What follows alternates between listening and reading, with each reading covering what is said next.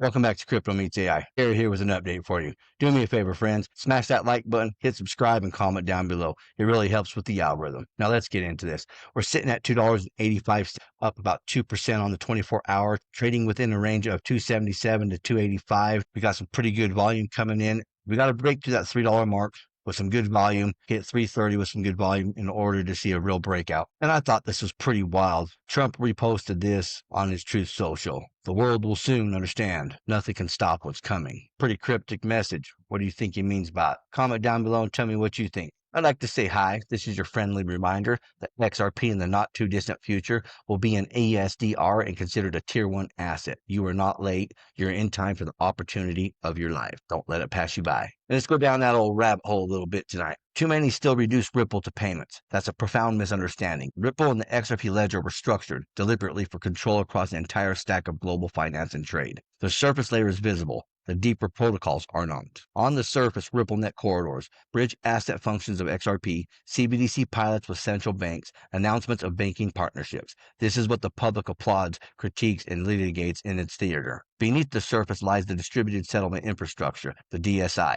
A consensus-driven low-latency architecture for atomic settlement across jurisdiction. It is in plain English the skeleton of the next RTGS framework, and it mirrors XRPL. The institutional value layer builds on top. It routes liquidity across multi-currency corridors, automates bilateral and multilateral contracts, embeds compliance filters. It is RippleNet and the ODL reframed in institutional lexicon. Think of it as the logic stack of capital markets themselves. The agreement language even speaks of digital identity anchor and DIA, identity tethered cryptographically to biometric and genomic vectors. References to IMF, WEF, and GLEIF frameworks appear in the very definitions. This is where finance converges with identity infrastructure. One step further, biological key infrastructure, genomic-derived cryptographic signatures, biolinked remittance flows, genome-anchored wallets. And yet this language exists in multi-layer banking NDAs. Then comes the EMLO layer, encrypted messaging and liquidity orchestration, ISO 222 based messaging, real-time telemetry from liquidity providers, FX order books, automated sanctions screening. In effect, the replacement of SWIFT with the cryptographically auditable layer. And at the summit, sovereign token instruments, digital treasuries, carbon futures, CBDCs, development bonds, all interoperable with the XRPL infrastructure, all designed to transact on ledgers compliant with the same architecture. This is the point. Ripple's vision functions will remain above the waterline, subject to both praise and criticism. But the true protocols, DSI, IVL, DIA, BKI, EMLO, and STIs will operate beneath it, quietly without fanfare, through indirect channels. The result is not an alternative. It's a total financial stack. Based rails, institutional logic, digital identity, messaging plus liquidity, sovereign instruments. Ripple and the XRP ledger are not participants. They are the architecture. In traditional banking terms, we would call this burying the lead. Everyone debates lawsuits and remittances. Meanwhile, the foundations for global financial control are being laid in definitions hidden within annexes of NDAs. That is why I left banking convinced. The future will not announce itself with fireworks. It'll simply appear one morning, switched on, integrated, inescapable, and by then, XRP will not be a speculative token. It will be the operating system. If you found this information valuable, please comment, share, like, and subscribe. As of now, there are 10 publicly announced XRP Treasury companies. Trident, $500 million. Weebus International, $300 million. Vivo Power, $121 million, will be staking in Flare for yield. Wellgistics, $50 million. Hyperscale, $10 million. WorkSport, $5 million. BC Bud, $250K. Digital Communications, $225K. Gumi Japan, 2.5 billion yen. Everything blockchain, 10 million, will be staking in Flare for yield. You know, I gotta say it, my friends, institutions are here. Swift integration rails update. The ISO 222 cutover is here. Banks are scrambling, hidden fees, silence pilots, and ghost rails are already in motion. Here's what they're not telling you. The future rails, XRP, ISO native, live corridors, custody stack plus CBDC strongest cross-border candidate. XDC, traditional finance tokenization, already plugged into real-world corridors. HBAR, Swift partner, bridge oracle for CBDCs and ESG, not the value carrier, but the middleware. Quant, interop OS between Swift, DLT, ECB Digital Euro Pilot partner. Link, CCIP equals universal oracle for tokenized value. 2. Key Intel, September 2025. Ripple launches RLUSD stablecoin live on Aave RWA. CME XRP futures went live in May. Institutions are now hedging. FedWire fully cut to ISO 222. Swift roadmap November 2025. The end of coexistence for payments. Ripple acquires REL. Stablecoins payments infrastructure 200 million. RBI pilots wholesale CBDC on HBAR. The BIS Enbridge MVP compete. XDC adds USDC plus CCTP for real-world settlement. 3. Hidden truths. Message conversion equals hidden tax. MTMX contingency fees equals penalty on laggards. Banks won't say it, but they'll bleed margin until they adopt ODL XRP. 2. Hybrid structures address.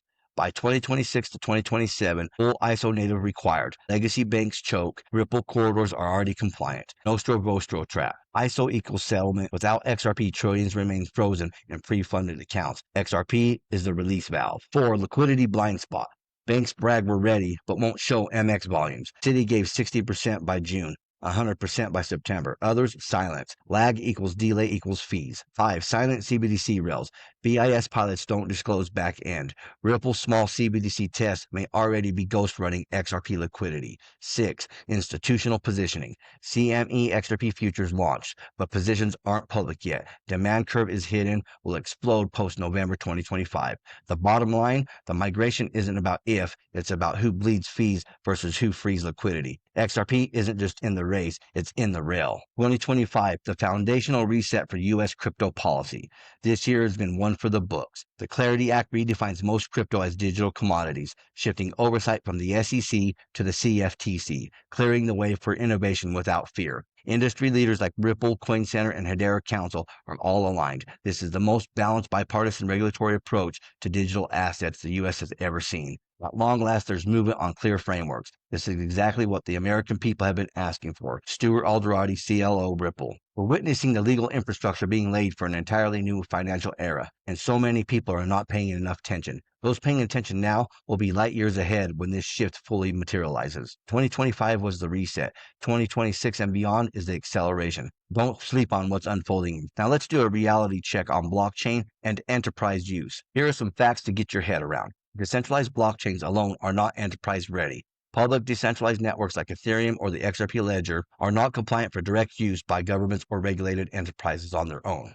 They lack the certification, security guarantees, and governance controls required by regulators. Compliance is assigned to companies, not blockchains. There's no entity that certifies Ethereum or XRPL compliance frameworks like SO2 Type 2, ISO 27001, and GDPR are given to organizations that integrate and manage blockchain technology in a compliant way. Ripple acts as a blockchain integrator. Ripple doesn't just use XRPL, it builds secure, compliant enterprise solutions on top of it.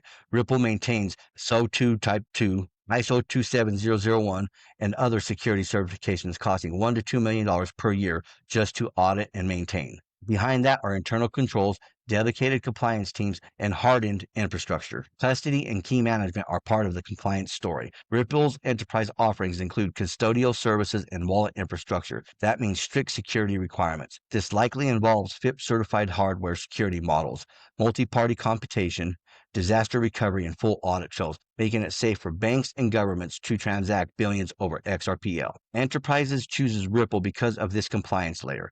Financial institutions don't just use a blockchain. They partner with Ripple because it has already met security, privacy, and regulatory expectations that they must satisfy. Ripple controls make XRPL usable for regulated finance without every customer rebuilding that stack themselves. Contrast with the crypto cowboy world. Many projects are built by small teams who write code, mint tokens, and expect mass adoption, often without compliance controls or security. Without enterprise-grade processes, these projects end up as hype, scams, or failures. Experience matters. These aren't hypotheticals. Enterprise blockchain requires decades of enterprise in security, compliance, and system design.